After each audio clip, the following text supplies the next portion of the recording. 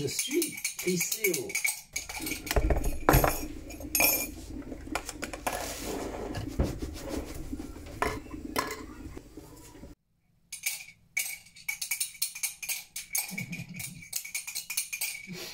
Quoi eux? Je suis Chris Léo. Alors là, au vu du titre de la vidéo, ceux qui suivent tout à fait Chris Léo peuvent plus ou moins saisir de quoi il retourne. Alors je vais tâcher de faire un petit résumé aussi concis que je parviendrai à faire. Voilà, bah, j'ai eu un grand nombre d'aléas en raison d'un problème de santé particulier, au-delà de celui que j'ai pu plusieurs fois parler ces derniers temps. Outre plutôt, voilà, autre que celui que j'ai plusieurs fois.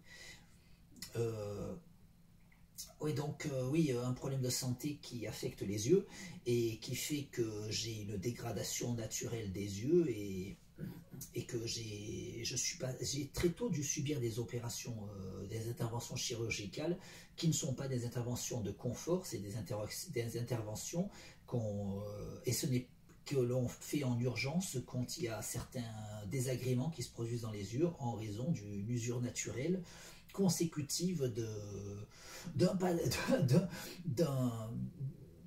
état, que j'ai de naissance en ce qui me concerne, que d'autres personnes ont évidemment, hein. Et voilà, du coup, en raison de la maladie des yeux que j'ai, il y a une dégradation naturelle et il peut se produire toutes sortes de phénomènes malheureux dans les yeux et toutes sortes d'aléas et qui nécessitent une intervention chirurgicale urgente. Et l'intervention, parce que beaucoup de gens sont assez naïfs là-dessus, intervention, ce n'est pas pour guérir parce qu'on ne guérit pas l'œil avec l'intervention, mais on évite la propagation des dégâts jusqu'à ce qu'ils aient des conséquences contre lesquelles on ne peut plus rien faire. Alors oui, j'ai eu des décollements de rétine, j'ai eu des déchirures maculaire, j'ai eu des saignements dans le globe oculaire et je suis passé plusieurs fois sur le billard pour me faire ouvrir les yeux, ce qui n'arrive pas à tout le monde dans ma tranche d'âge, hein. Généralement c'est des choses qui arrivent à des âges très avancés et oui, du coup à un moment j'avais voulu traiter ce cheveu en vidéo, j'étais assez affecté parce que je m'attendais à finir, je craignais, je redoutais de finir aveugle parce que voilà, l'intervention vise à réagir au plus vite pour empêcher que la dégradation se propage, mais sur le coup. Mais si l'intervention se passe bien, ça ne veut pas dire que tu es tranquille définitivement. Tu dois être suivi de près par le chirurgien pour qu'il continuera à te voir régulièrement, tous les 3 mois en l'occurrence dans mon cas, et pour qu'il observe le fond de l'œil et qu'il fasse les examens appropriés régulièrement pour réagir avant même que toi tu puisses voir les dégâts. Dans certains cas justement c'est ça le mieux, parce que quand toi tu vois les dégâts parce que tu commences à être particulièrement gêné et que tu y vas en urgence, là il faut opérer vraiment de suite. Et tandis que quand tu as ton suivi, parce que ton suivi tu finis par l'avoir, il t'est conseillé dans la mesure où tu as déjà eu beaucoup d'aléas, et en fait il arrive dans le meilleur des cas que le chirurgien se rend compte du problème qui est en train de se développer avant que tu le vois toi, et là du coup l'opération se passe de façon plus sereine. Ça n'oblige pas forcément le chirurgien à faire des heures sup, ce qu'il avait fait précédemment pour moi au passage, hein, en fin de journée. et donc oui, du coup, voilà, quand il te fait l'opération, il évite, il répare des dégâts pour empêcher qu'il soit fatal, qu'il soit irrémédiable en fait pour l'œil. Mais ça n'empêche pas que de nouveaux dégâts puissent se produire parce que la maladie en question fait que tu as une dégradation des tissus qui fait que ça peut se... l'acte chirurgical ne guérit pas l'œil de son état d'origine en fait, hein. Ça, voilà, ça n'existe pas d'aujourd'hui des techniques qui guériraient l'œil, ça n'existe pas. Et du coup, cependant, voilà, moi j'ai mes petites convictions mystiques qui relèvent de réflexions philosophiques qui... Même si c'est des réflexions philosophiques qui vont vers une interprétation du monde hautement métaphysique. Donc, il y a quelques années, je suis parti dans des méditations, dans les deux sens du terme. Oui, parce que méditation, dans le sens premier du terme, ça veut dire réflexion. Une réflexion philosophique, tu peux dire une méditation philosophique. Mais après, on a entendu le mot méditation dans un autre sens que beaucoup comprendront. Et en fait, il se trouve que moi, mes réflexions philosophiques, mes méditations philosophiques m'ont amené à développer une théorie qui m'a amené à développer une pratique personnelle de méditation dans l'autre sens du terme pour que mon mental contrôle mon corps. On n'est pas obligé d'adhérer à ma théorie, que là je n'ai pas expliqué, hein, je l'ai expliqué par ailleurs. Si on regarde mes vidéos Mantra Ascensionnel Chrysalis, la théorie est beaucoup mieux développée et dans les prochaines itérations du texte, parce que j'ambitionne de le développer, de le préciser pour mieux, parce que dans mon esprit il est précis, mais j'ai pas, jusqu'à présent je n'ai jamais publié un texte, une version complète de tout ce que j'ai pu réfléchir sur les questions. Donc ouais, mais en tout cas voilà, on n'est pas obligé d'y adhérer, mais voilà, moi voilà, j'y ai adhéré object. Voilà, en tout cas, mes réflexions philosophiques, mes méditations dans le sens premier du terme m'ont amené à développer ces fameuses techniques de méditation dans l'autre sens du terme qui est plus connu communément. Et du coup, je fais ces techniques pour essayer d'agir, dans le but d'agir, que mon mental agisse sur mon corps, notamment pour pouvoir améliorer ma condition, et je voulais guérir de mes problèmes de santé. Alors, comme je l'ai dit antérieurement, j'avais amélioré beaucoup de mes problèmes. Enfin, on peut dire que c'est peut-être pas moi qui l'ai amélioré, mais bon, c'est pas plus mal que moi je sois convaincu que ça soit moi. Et puis, certains diront, tu t'es fait un effet placebo. Ben, et alors, ben, si c'est le cas, ben, tant mieux. Et de toute manière, c'est pas forcément contradictoire avec ma théorie. C'est juste que ma pratique on peut la considérer comme une pratique qui permet de se provoquer l'effet placebo en sachant qu'on se le provoque soi-même. Alors que normalement, l'effet placebo, on prescrit un faux médicament à une personne qui croit prendre un vrai médicament et qui a l'effet voulu. Voilà. Tandis que moi, j'ai ma technique que je considère qu'elle peut me permettre mentalement agir sur mon corps. Ben, si j'y arrive, je le fais moi-même en sachant que c'est moi qui le fais, contrairement à l'effet placebo où tu ne sais pas que c'est toi qui le fais. Donc en tout cas, j'avais eu des résultats heureux, en tout cas à mon avis, et comme je l'ai témoigné, je l'ai évoqué plusieurs fois, un autre de mes problèmes sur lesquels je ne vais pas rentrer, mais j'en ai parlé dans ma dernière vidéo en ce qui concerne mon anniversaire, pour ceux qui veulent savoir et qui ne sont pas au courant. C'est un problème dont j'ai beaucoup parlé, que beaucoup estimeraient qu'il n'est pas si grave que ça, mais il est tellement pas grave qu'il a failli me tuer. Et si on me sent diminuer, hein, j'ai pas envie de paraître diminué, mais j'ai l'impression que ça se voit hein, quand même. Ben, c'est parce qu'il a failli me tuer, j'ai failli avoir une crise cardiaque. Certains vont rire parce qu'ils vont dire ce problème-là ne peut pas, mais bon, il peut. La preuve, la preuve. Et depuis, j'ai du mal à récupérer. Hein. Et voilà. Et c'est pas que je suis une chochotte, hein, au contraire, je m'écoute pas. J'ai tendance à régulièrement faire des kilomètres à pied. Voilà, et donc j'ai plutôt tendance à essayer de me bouger, mais voilà, mais c'est pas facile. Bon, à la rigueur, avant de me juger, je vais pas développer ce sujet-là. Si tu n'es pas au courant, tu vas voir la vidéo publiée le 3 mars, Chris Léo, mon anniversaire. Et mon anniversaire aztèque, c'est ça le titre, c'est mon anniversaire dans le calendrier aztèque parce que c'était le Sivan dans le calendrier aztèque et que je suis né le Sivan en l'an 13 maisons. Donc, oui, je me passionne pour la civilisation aztèque depuis très tôt, hein, et j'ai commencé à célébrer le Nouvel An aztèque en 1989, hein, donc ça remonte à très loin dans le temps. Et oui, mes méditations m'avaient amené une amélioration, puis finalement, ça fait quelques années que là, quelques années maintenant que j'ai les problèmes que j'avais plus ou moins fait partir, voire totalement dans certains cas, puisque j'ai plusieurs problèmes, mais un, je l'avais fait totalement partir. Et celui que j'ai totalement fait partir, c'est pas le plus grave. Je dirais pas qu'il a de quoi inquiéter, mais il était très remarquable parce que c'est une rhinite chronique qui était diagnostiquée, hein, pour ceux qui diraient que voilà que j'invente. Et bon, après c'est mon témoignage, je peux toujours inventer d'après certains, mais bon c'est mon témoignage et je vais pas essayer de prouver que j'invente pas. Mais les gens qui me côtoient, qui me rencontrent, qui passaient pour la première fois une journée avec moi, cette rhinite chronique était tellement envahissante qu'ils croyaient que j'étais enrhumé parce que j'étais forcé de me moucher à longueur de temps.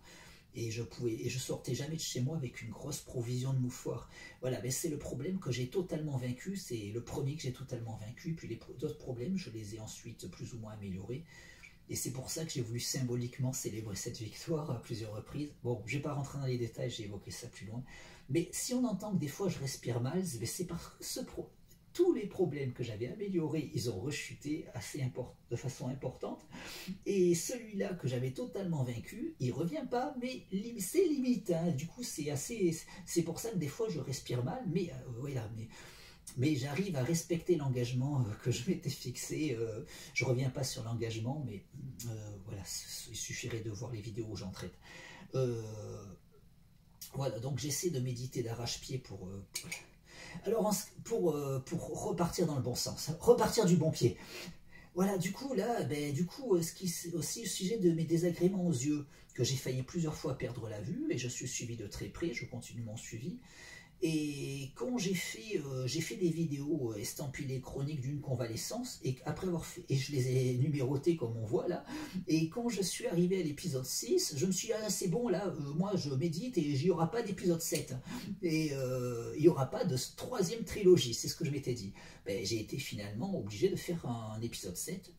Du coup, forcément, j'ai enchaîné sur l'épisode 8. Et là, je m'étais dit, il n'y aura pas plus que l'épisode 9. Au passage, l'épisode 9 de Star Wars n'était pas sorti. Et c'est justement en référence à Star Wars, où il y avait déjà l'épisode 8, je me suis dit, je voulais pas qu'il y ait plus que l'épisode 9. En tant que fan de Star Wars, je voulais conclure à l'épisode 9 maintenant, puisque j'ai été forcé de faire l'épisode 7 et l'épisode 8. Et j'avais en fait de bonnes nouvelles à annoncer pour l'épisode 9, mais toutes sortes de contraintes dans ma vie ont fait que j'ai tardé à tourner l'épisode 9, puis après les autres problèmes de santé qui se sont dégradés, j'avais pas le temps de tourner l'épisode 9, même si au niveau des yeux je pouvais toujours annoncer la bonne nouvelle, et qui n'a donc pas été annoncée. Et puis finalement, là voilà, j'ai de nouveau aléa dans les yeux et je veux pas aller plus loin que l'épisode 9. Du coup, le but c'est d'évoquer la conclusion qui n'a pas été évoquée et les suites. Et voilà, et je veux que tout soit conclu dans l'épisode 9 et j'entends bien méditer. Bon, je vais faire le bon suivi. Hein. Voilà, là j'ai été opéré de l'œil droit. Et ça se passe plutôt bien, hein. Moi je vois pas de gêne, et là il faut m'opérer de l'œil gauche, là dans pas longtemps, et donc en fait le but pour moi c'est de bien méditer pour que tout se passe bien à l'avenir, et du coup je fais donc une première partie à l'épisode 9, et je ferai une seconde partie après cette opération, et voilà, et là pour l'instant je dis que ça se passe bien, et je pourrais confirmer dans la prochaine vidéo, dans la seconde partie, et où j'évoquerai aussi l'autre œil. Et en tout cas, oui, ce que m'a dit le chirurgien, il a vu le problème avant que je le voie, comme j'explique. Hein. Du coup, là, il a fait l'intervention qu'il fallait à l'œil droit, et là, je suis aussi je mets des gouttes, ça me gêne pas de mettre des gouttes, hein, mais certains diraient mais c'est rien, il se plaint de gouttes. Non, je me plains pas, mais en fait c'est des gouttes antiseptiques pour après l'opération, parce qu'il faut surtout pas d'infection, et aussi anesthésiques contre la douleur. Hein. Et oui, et là du coup, c'est pas pour m'en plaindre. Les gens souvent ils te disent ça, ouais, arrête de te plaindre. Non, non, c'est pas pour m'en plaindre. Mais déjà ils te disent ça, ils sont pas nombreux les gens qui arrivent à mon âge et qui se sont passés autant de fois sur le billard pour se faire ouvrir les yeux. Alors avant d'oser me dire que je me plaigne, il faudrait qu'ils se disent, est-ce que j'ai envie d'aller souvent sur le billard pour me faire ouvrir les yeux? Voilà. Il faudrait un peu réfléchir avant de me juger comme certains ils osent. Mais donc oui. Oui, donc c'est juste que ça me fait un effet bizarre, parce que oui, il vaut mieux les mettre ces gouttes, je continue, hein, mais du coup oui, je suis somnolent parce que c'est anesthésie contre la douleur, pour après les douleurs post-opératoires, et le fait c'est que forcément ça anesthésie pas que ça, et c'est pour ça que je suis somnolent, et quand je marche j'ai tendance à tituber. Et mes précédentes opérations, j'avais carrément dormi toutes les journées, et là, alors que là, non, je veux me bouger, alors je sors et tout ça, mais je sens que des fois je titube, je trébuche. Non, mais récemment, j'ai trébuché sur vraiment rien du tout, hein, c'est incroyable. Il y avait un tout petit truc sur la chaussée, un peu plus relevé, un petit caillou, presque je tombe par terre. Alors que moi, je suis plutôt un marcheur, je suis pas du genre à tomber parce que le carrelage est plus haut que le carrelage d'à côté. Hein. Voilà, du coup, voilà... Voilà, du coup, je voulais pas faire plus que l'épisode 9, donc voilà, donc première partie de l'épisode 9. Et ah oui, ce que je voulais évoquer, voilà, donc les précédentes opérations, elles s'étaient conclues qu'on m'a pas guéri des yeux, mais après tout ce qui m'était arrivé, les yeux étaient en très mauvais état, ils sont toujours en très mauvais état, mais on m'a proposé un truc que je ne savais pas possible, c'est que j'ai des implants dans les yeux, voilà, ça je l'avais pas dit, et c'est des implants, c'est pas des implants bioniques, attention, ça n'existe pas aujourd'hui, c'est comme des verres correcteurs, mais ils sont dans l'œil. Et du coup, comme les verres de lunettes, mais comme ils sont dans l'œil, ben, ça te corrige beaucoup mieux et ils sont très puissants. Et c'est pour ça que je suis sans lunettes. Voilà, je ne suis pas guéri des yeux. Mais il faut savoir que s'il y a trop de dégâts dans les yeux, si la rétine elle meurt, on pourra te mettre les lunettes que l'on veut, tu seras aveugle. Hein. Et du coup, les implants que j'ai dans l'œil, si ma rétine elle se dégrade, ben, au bout d'un moment, ils ne serviront plus à rien. Mais cependant, ça faisait depuis mes 8 ans, j'avais jamais vu aussi bien en fait, hein, parce qu'à force des dégradations, en fait je vois mieux là sans mes lunettes, parce qu'en réalité je devrais mettre des lunettes. J'ai des lunettes avec une correction plus faible qu'avant, et en réalité c'est une correction élevée, mais mes implants me corrigent tellement bien. Si je mets mes lunettes, j'ai une vision vraiment superbe, à côté de ce que j'avais en tout cas, à côté de ce que j'avais avant. Mais déjà là, sans mes lunettes, j'ai déjà une vision largement meilleure qu'avant avec mes lunettes. Du coup, les implants plus les lunettes, ça serait top. Mais c'est déjà top là par rapport à ce que j'ai été habitué. Et c'est pour ça que j'en profite pour crâner sans mes lunettes. Cependant, si on m'a eu croisé, pour ceux qui me croisent avec mes lunettes récemment, c'est parce que après l'opération, j'ai tendance à être, c'est toujours comme ça, je suis beaucoup plus photosensible après l'opération, je suis déjà naturellement photosensible, d'où le fait que quand je marche, je fais souvent ça. Mais les lunettes, en fait, elles ont quand même un filtre, des filtres UV, filtres lumière bleue et tout. Et du coup, en fait, quand je suis particulièrement gêné, il vaut mieux les mettre. Et j'ai aussi les lunettes post-opératoires qui sont des lunettes adaptées pour protéger les yeux que je remets par-dessus quand vraiment je suis très gêné. Surtout après l'opération, il vaut mieux en fait. Voilà, du coup, pour ça que j'ai tendance à se ressortir avec les lunettes, voire avec les lunettes post-opératoires ces derniers temps, selon la luminosité ambiante. Voilà, donc il y avait cette chute heureuse et voilà que je voulais évoquer. Même si les yeux n'étaient pas guéris, je me suis dit maintenant avec mes implants je suis bien et si j'ai plus de nouveaux aléas, ben, je pars tranquille. Hein. Moi, mes yeux sont abîmés mais j'ai les implants, je suis confortable. S'il n'y a plus de dégradation, ça ira. Et je voulais méditer pour qu'il n'y en ait plus. Bon, finalement, il y en a. Il y en a. Alors là, c'est le nerf optique. Si on n'agissait pas vite, ben, j'étais aveugle. Apparemment, ça se présente bien. Et ben, il faut faire vite à l'autre, mais le chirurgien il a vu avant que moi je vois des désagréments. C'est pour ça qu'il a espacé les deux opérations pour être sûr que je sois tranquille. Voilà, on voit comment ça évolue un œil, après vite après on passe à l'autre. Et voilà. Voilà, donc voilà, c'est le sujet que je voulais traiter. Voilà. Et bon, je donnerai les suites post-opératoires dans la seconde partie de ce dernier épisode de la postologie Chris Léo, chronique d'une convalescence.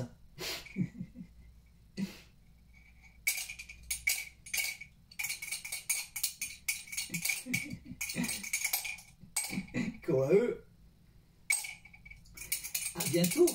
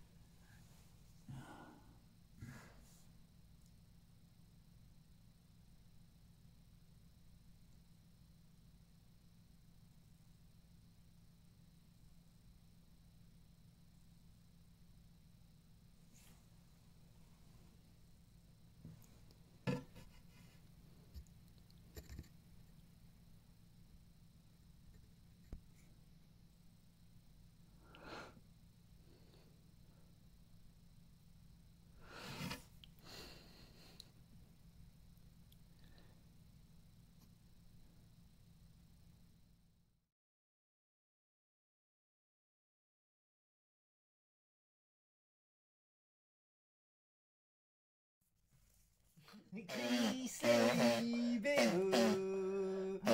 et